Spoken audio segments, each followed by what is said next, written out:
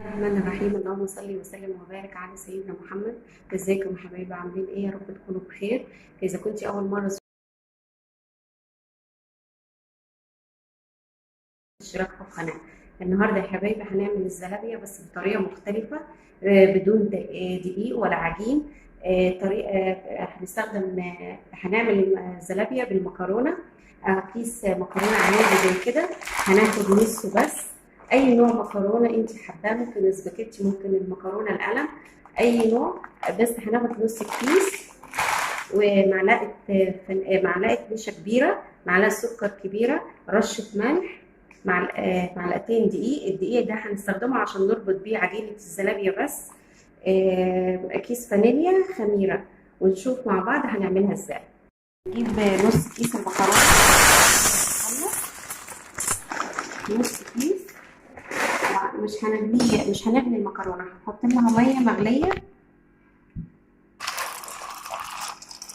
كده ونقلبها كويس، وهنسيبها كده في الميه المغليه لمده نص ساعه.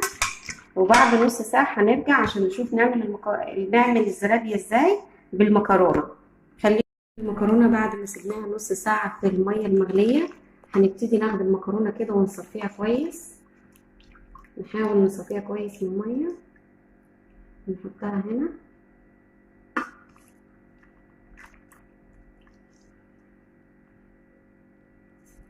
نحطها هنا. وزي ما قلنا المكرونه ما نغليهاش، نحطها في ميه مغليه لمده نص ساعه.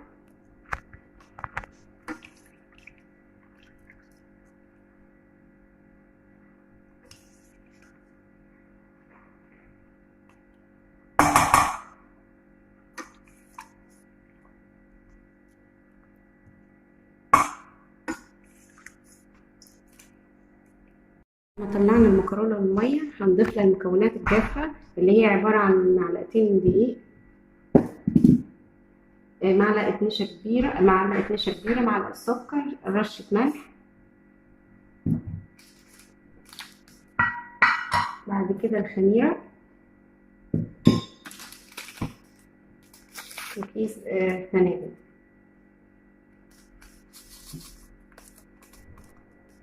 بعد كده الميه اللي حطيناها في المكرونه نحط شويه على الخليط ده، شويه صغيره. وبعد كده ممكن اضربها بالهاند بلندر او ممكن احطها في الخلاط. انا هضربها بالهاند بلندر.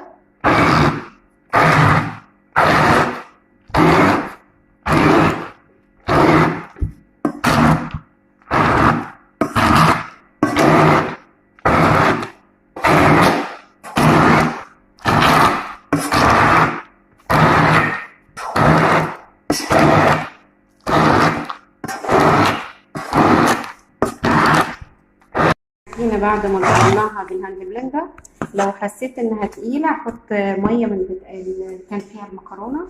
نحط شويه شويه، معلقه معلقه، لغايه ما نوصل للقوام اللي احنا عايزينه.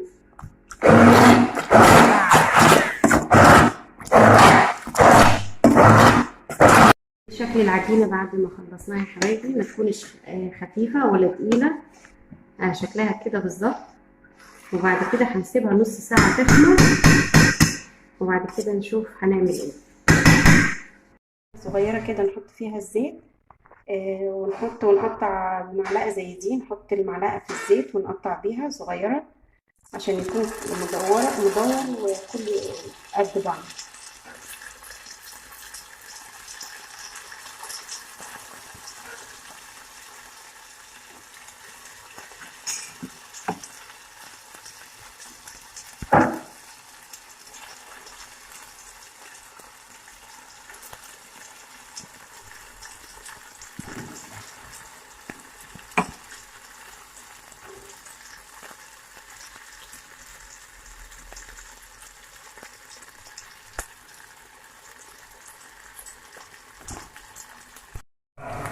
ودي شكل الزلابيه يا حبايبي.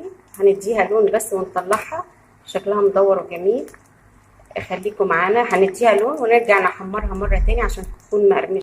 نديها لون اصفر كده ونرجع مره تاني نحمرها.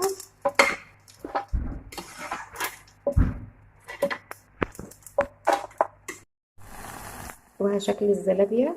عملنا كمية تانية، نخليها لونها أشقر مش محمر، عشان برجع أحمرها تاني بعد ما أخلص قلية الزلابية كلها، عشان تكون مقرمشة ويكون طعمها زي المحلات بالظبط.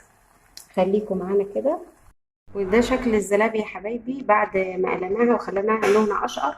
ونعيد تحميرها تاني، هنجيبها ونحطها في الحلة مرة تاني عشان بتكون مقرمشة بالطريقة دي، بس مش بتطول، بسرعة بتطلع من الحلة. وده سر قرمشة الزلابية زي ما قلنا قبل كده.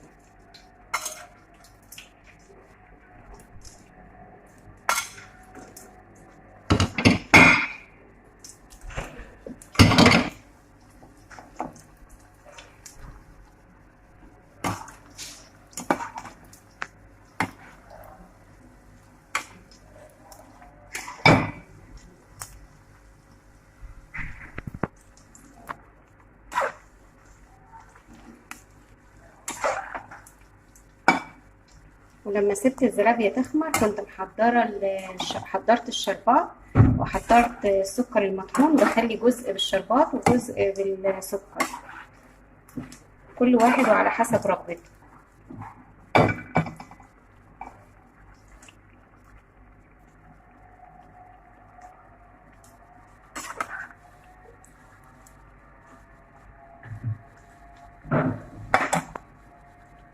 شكل الزلابية بعد ما حمرناها مرة تاني.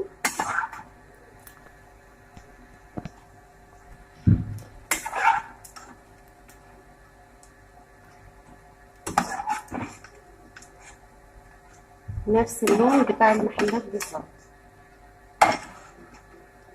هحط الكمية التانية.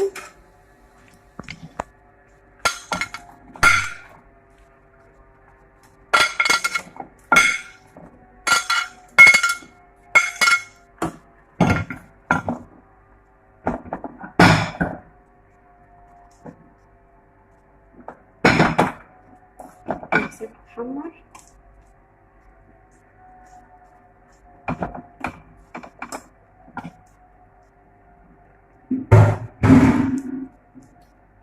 ودي زلابية المكرونة يا حبايبي خلصناها. هعمل جزء بالسكر،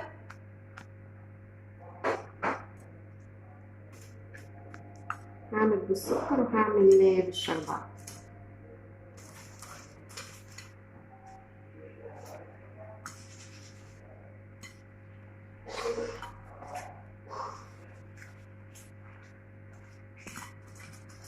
مقرمشة وجميلة خالص.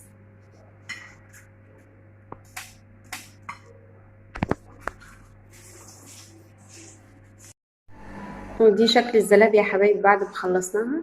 دي بالسكر المطحون، طعمها بيكون حلو خالص. وده بالشربات، شكلها مدور وجميل. يا رب الوصفة تعجبكم، وإذا عجبتكم الوصفة ما تنسونيش باللايك والشير والاشتراك في القناة. وإلى اللقاء مرة تاني مع مطبخ عزة إن شاء الله، في رعاية الله.